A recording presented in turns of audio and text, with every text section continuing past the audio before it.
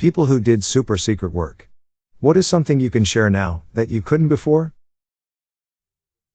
Sometimes, a project is super secret and requires a USG security clearance before you're allowed to work on it. But it's actually just boring, poorly written code that barely succeeds in doing nothing of interest for people who shouldn't be allowed at a computer in the first place. Dad died 2016. Was in the Navy and on one of the ships in the blockade that was part of the Cuban Missile Crisis. The official story is that no American ship fired any shots. A few months before he died, Dad said his ship was one of several that fired shots. I worked at a printing company that made Magic the Gathering cards. It was insane. There's nothing quite like seeing uncut sheets of foil mythic rares stacked in a block 4 feet high 8 months before release. I wasn't allowed to play in tournaments during my tenure there and I had to sign an NDA. The day the iPhone 5 was announced, I could finally start using the one that had been in my pocket for a month out in public. Edit. If this keeps getting upvoted, I'm going to have to delete. Pretty sure those NDAs are still valid. The Department of Defense has been preparing for climate change since at least 2012 in a pretty big way. Worked at a secret desert lab studying rubber-producing plants that needed no additional water. I worked on the Microsoft Dynamics SL web apps during my internship. Now that my NDA has expired, I can tell you that I implemented a data access layer for a subscreen of a subscreen that made it possible to add a new client, without having to back out and navigate to the new client screen.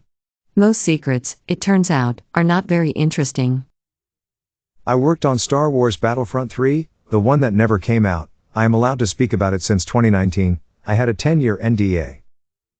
Worked at a sex shop nearly 10 years ago. Confidentiality is key to a shop's success. Private order comes in, ordered by another associate. Specialty orders were far from uncommon. This was the biggest butt plug I'd ever seen. Almost as long as my forearm, over 4.5 in diameter.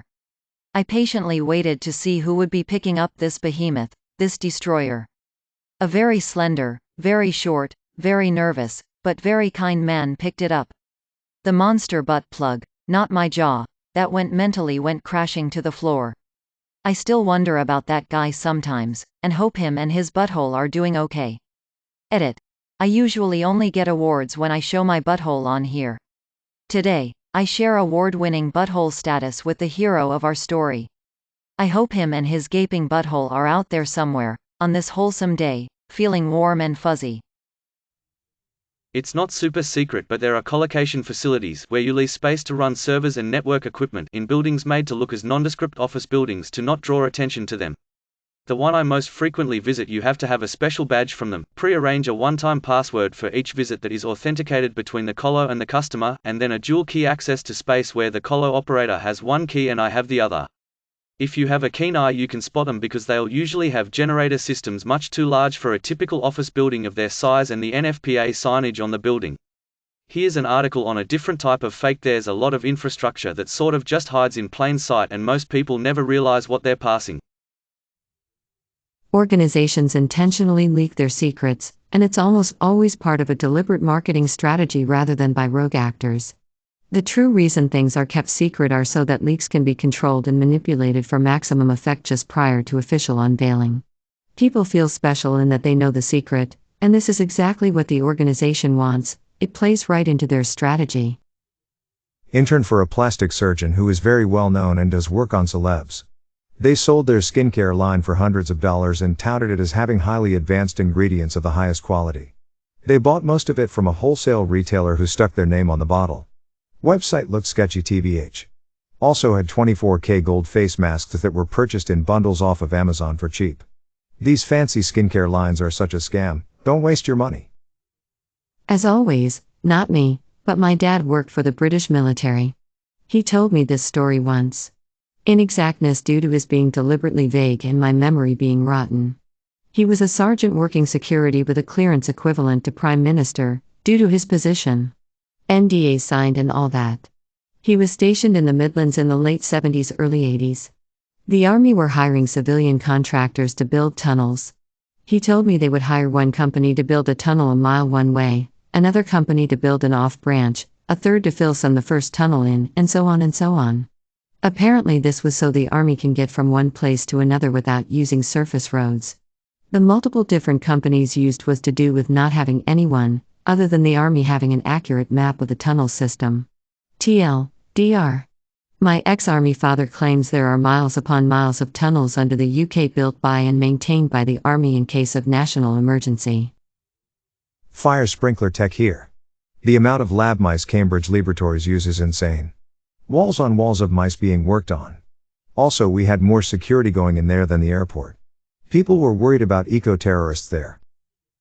A relative worked for the CIA back in the early 1980s for about 5 years, then left and started his company. They were big players in the SIGINT and ELENT communities for 30 years. He traveled the world in support of the black boxes he built. He'd go to GCHQ 4 or 5 times a year, Guam 4 or 5 times a year, Thailand 4 or 5 times a year, go down under to the ASD a few times a year. Basically, he was never home. The stuff he built and his company sold were specifically for tactical SIGINT and ELENT, so he hung around a lot with the Tier 1 guys, DevGru and ACE types. Delta Force, even the super secret ESA folks. He used to use the fact that he could basically not say a single thing about what he did, all of it TS/SAP, SCI, as a tool to control his wife. Sorry honey, can't tell you where I'm going or when I'll be back. National security, you know. He briefed every single president since Carter. His wife is a saint. He's retired now. Edit, we were talking about how some things are what's known as born classified, and he mentioned that things like how much toilet paper the NSA purchases for Fort Meade is classified TS. I was like, why? This was during the Cold War, BTW. Because the KGB could figure out how many employees they have. Not me, but my dad used to work on radio gear for nuclear submarines. VLF and spread spectrum stuff that allowed the Doomsday planes to communicate with Tridents while still submerged. They used to test the 5-mile-long antenna out over the Gulf of Mexico. They would have to do a special circling maneuver in the test C-130s to get the wire to hang more or less straight and work right. He told me that occasionally the antenna would ice up and become too heavy for the winch to be able to pull it back up. Sometimes they would have to cut the line. Can you imagine a 5-mile-long cable falling out of the sky and cutting your boat in half? But sometimes the pilot could waggle the plane up and down a bit to get the antenna to kind of crack like a whip, and that might knock enough ice off that they could recover it. I had a buddy who was in the army about 20 years ago. He was stationed in South Korea. Part of his job involved reviewing intercepted intel from North Korea. I don't know many of the specifics of his job. He got hurt and came home. One of the first things he asked me was, "So, what do you want to know about North Korea?" He knew about all kinds of beep before it happened. Painted a house for a lady that I accidentally walked in on naked. I was sworn to secrecy, but sadly she passed, so I think it's fair game now. Rip Granda Beatrice. Not really impressive, but I was under an NDA that is now expired. I knew the name Marriott Bonvoy before it was press released to the public. The hardware used in secure facilities is less advanced than what you can buy at Walmart. Getting telecommunications and networking hardware approved for SIPR usage takes forever, and the list of existing approved hardware is small and full of obsolete equipment. Anytime they show operations centers with holographic displays and lightning-fast processing, I chuckle. The Chuck E. Cheese point-of-sale system is likely faster. Be afraid of what the gov can do with electronics.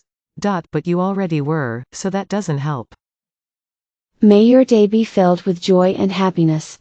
And please remember to subscribe to Upvote for the best quality content every day.